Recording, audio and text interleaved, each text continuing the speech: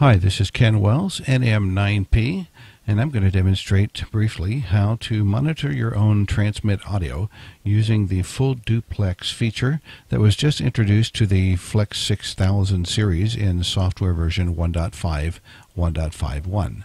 First thing you want to do is make sure that you're transmitting not into an antenna, but into the transverter output right here. Select the transverter output. I have a little 50 ohm dummy load across the transverter output on my rig, but I don't think it really matters. You're only transmitting with about 30 to 35 milliwatts, so that's not going to go anywhere, and it's certainly not going to hurt the thing to transmit into the open circuit.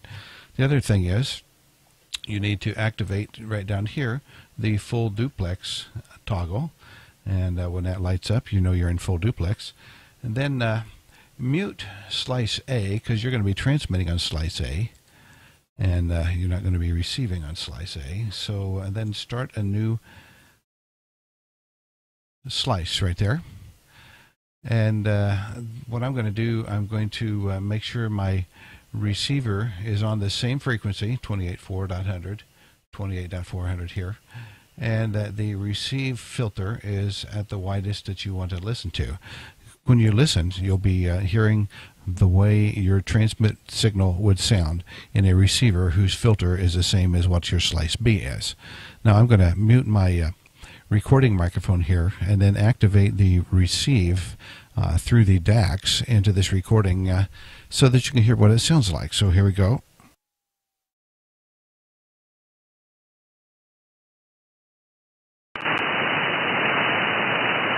Okay, now I'm transmitting, and I'm listening to my own signal using the Flex full duplex feature.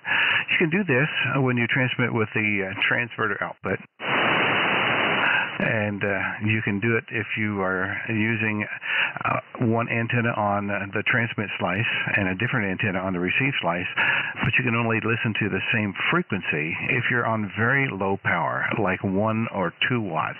Anything more than that, and you're likely going to overload the input of your receiver, and you get a very distorted and splattered signal, and it won't sound like what you really sound like.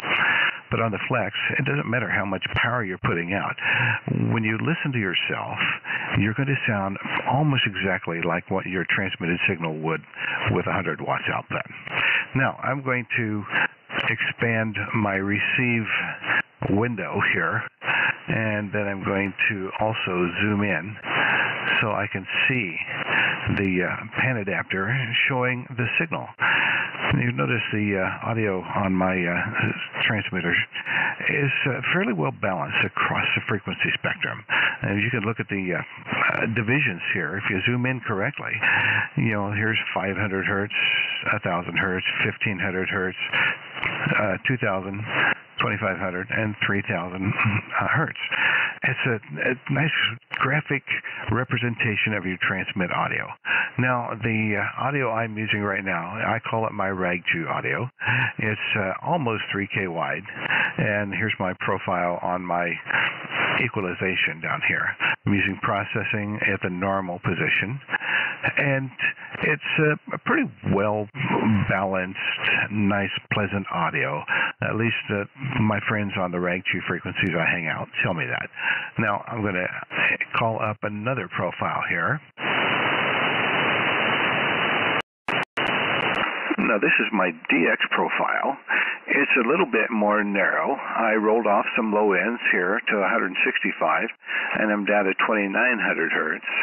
And I boosted the highs just a little bit in the 1,000 to 3,000 hertz, which I call the enuncials, the articulation frequencies. A little bit of rise here makes it a little bit more understandable when you're working weak signals, trying to punch a pilot. Now, some guys go way, way high, which makes it a lot more irritating. And if it's too unbalanced, too high here and not enough down in the lows, then you can't understand the vowel sounds, which are down in this frequency area. So it's important to have a good balance, and a little bit'll do a lot. So now I'm going to get off of this because I do know that this is a little bit more of an irritating sound, but it does punch through a lot of pilots.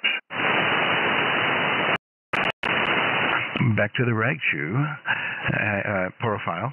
Now, you can have as many of these profiles as you want. I've got about 6 different ones, different bandwidths. If I'm trying to work with extreme weak signals or punch an extreme pileup, I've got one that's even punchier than my DX pileup, busing audio.